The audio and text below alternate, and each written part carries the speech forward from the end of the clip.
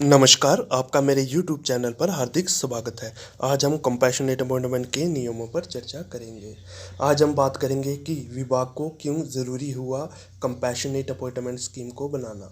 देखिए, जब compassionate appointment scheme नहीं थी तो डिपार्टमेंट अपनी मर्जी से किसी भी कैंडिडेट को अपॉइंटमेंट दे दिया करता था, जिससे ये क्या होता था कि जिन्हें अधिक ज़रूरत थी जॉब की, जिनकी फाइनेंशियल कंडीशन बहुत ख़राब थी, उन्हें ये जॉब नहीं मिलती थी। विपरीत इसके, जिन्हें अधिक ज़रूरत नहीं थी जॉब की और उनकी फाइनेंशियली कंडीशन कुछ बेहतर थी, लेकिन फिर भी उन्हें जॉब दिया करते थे, क्योंकि यहाँ पे कोई स्कीम नहीं थी, जिस कारण ये प्रॉब्लम आती थी। और दूसरी एक और बड़ी प्रॉब्लम ये आती थी कि जब भी किसी की डेथ हुई, डिपार्टमेंट अपनी मर्जी से ही उसको अपॉइंटमेंट दे दिया करता था, और जो रिक्रूटमेंट एजेंसी होती थी वो उन्हें बहुत ही परेशानी का सामना करना पड़ता था। वो कहते थे हम कोई लिस्ट तैयार करते हैं कि 500 हमको वैकेंसी रिलीज़ करनी है, लेकिन डिपार्टमेंट जो मृत कर्मचारी थी उनको अपॉइंटमेंट दे दिया करता था। जैसे 50 को दे दिया तो हमको फिर दोबारा से लिस्ट को अप डाउन करना पड़ता था। हमें पता ही नहीं होता था कितने ये लोग लगा रहे हैं, कब लगाना है,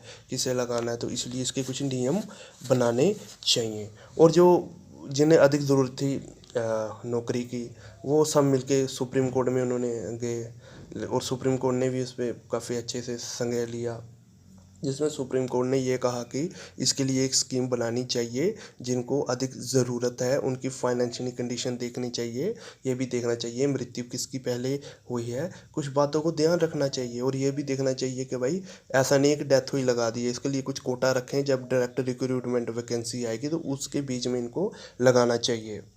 और ये भी निर्धारित करना चाहिए कि किस ग्रुप में लगाना है। तो डिपार्टमेंट क्या करता था अपनी मर्जी से, किसी को ए ग्रुप में दे दिया, किसी को बी में दे दिया, लेकिन सुप्रीम कोर्ट ने कहा कि ए बी ग्रुप में नहीं देना है।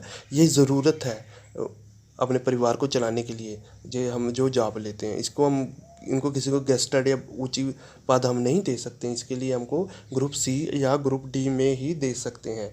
इसके लिए सुप्रीम कोर्ट ने डीओपीटी को निर्देश दिए कि इस पर एक सख्त स्कीम बनाई जाए। फिर डीओपीटी ने ये स्कीम बनाई, ये पॉइंट सिस्टम बनाया कि आप के देखना है कि उसकी फाइनेंशियल कंडीशन कैसी है, जैसे कि इनकम सर्टिफिकेट से देखना है, प्रॉपर्टी सर्टिफिकेट देखना है, नंबर ऑफ़ अनमैरिड डॉटर देखना है। इस तरह से 9 फैक्टर देखे उन्होंने।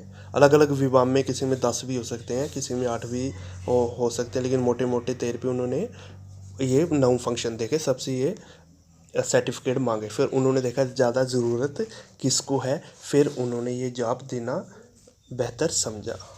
आज हमने बात की कि स्कीम बनाना क्यों ज़रूरी हुआ। अब मैं फिर से एक नई वीडियो लाऊंगा, तो मैं आपसे आग्रह करूंगा कि मेरे इस चैनल को सब्सक्राइब लाइक ज़रूर करें। धन्यवाद।